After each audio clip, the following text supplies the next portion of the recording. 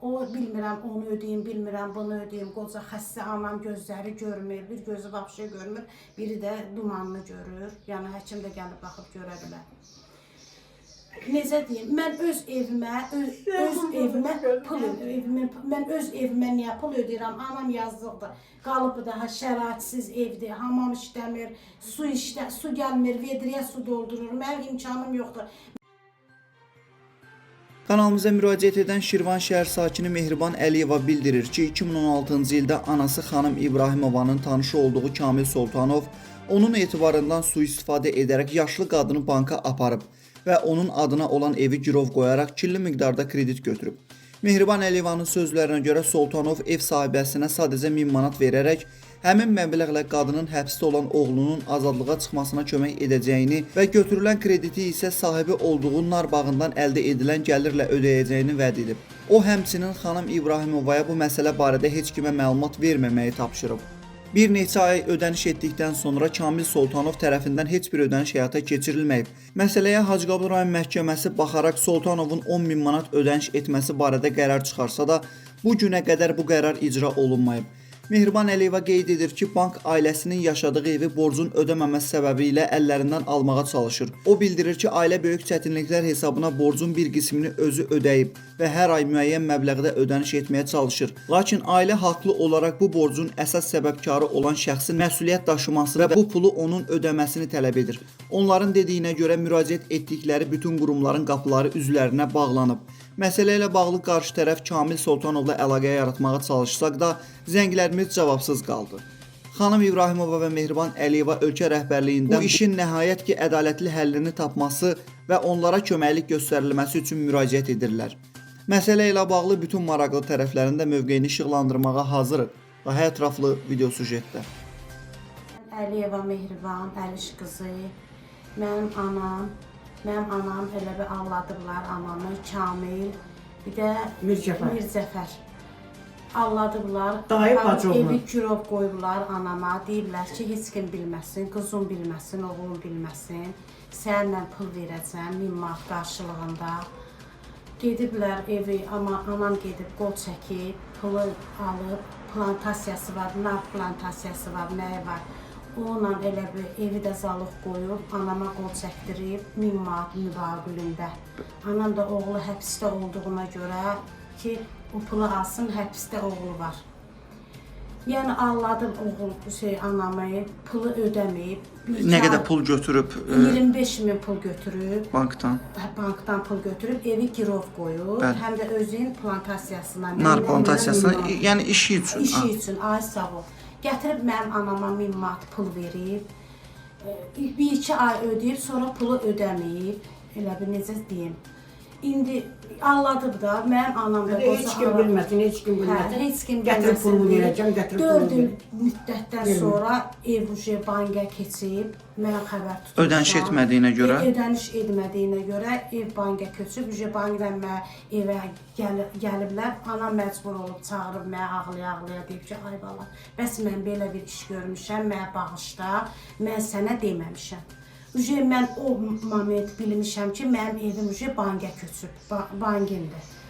Bankda evimə gəlib çəkiliş eləyib 16.000 pul qoyub. 16.000-i də deyib ki, özün ödəyəcəksən. Mən də özüm elə bir səhiyyədə işləyirəm, getmişəm bankdan pul götürmüşəm. O bilmirəm, onu ödəyim, bilmirəm, bunu ödəyim. Qoca xəstə anam gözləri görmür, bir gözü vapşe görmür, biri də dumanlı görür. Yəni həkim də gəlib baxıb görə bilər.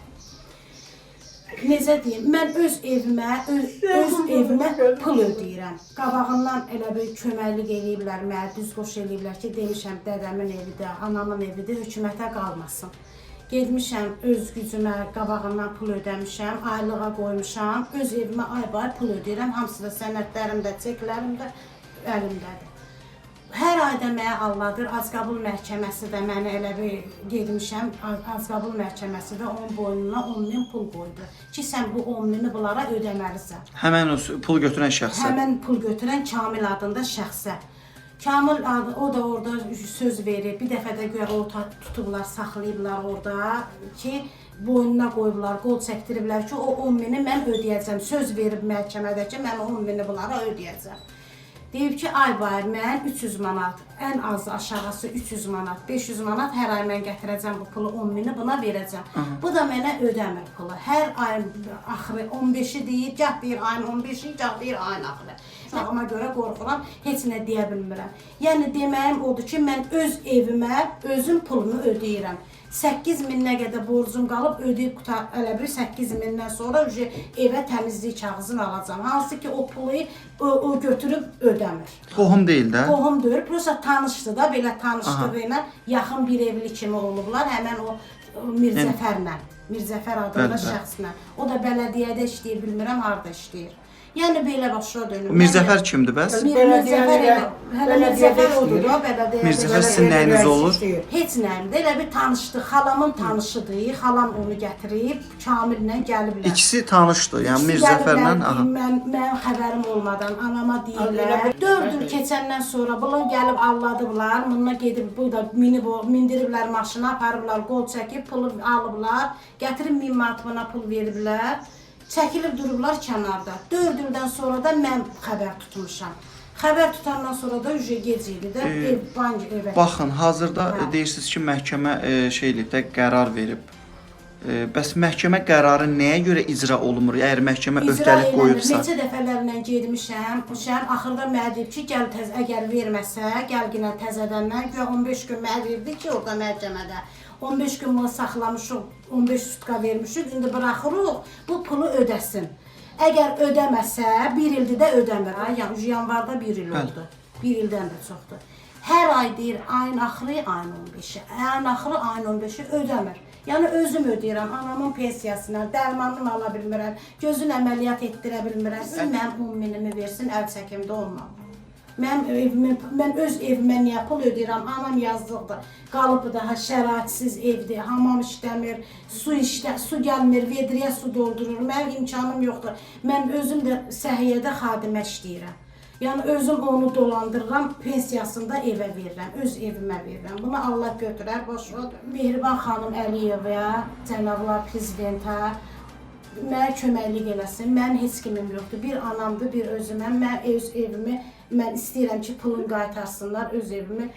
Yəni, bərpa edin də heç nə istəmirəm. Başqa heç nə istəmirəm. Gəlirlər, qoca anamı alladıblar, alıblar, gedib qol çəkib, öz əli ilə qol çəkib, mənə deməyib, qorxub mənə deməyə, deyib ödəyəcəm, yalvarıb, yaxarıb, deyib ki, ödəyəcəm də, sən narahat olma, ödəyəcəm. Bu da gedib qol çəkib, yəni bunlardan su istifadə eləyib, özü deyib ki, heç kim bilməsin, qızım bilməsin, bu da mənə deməyib.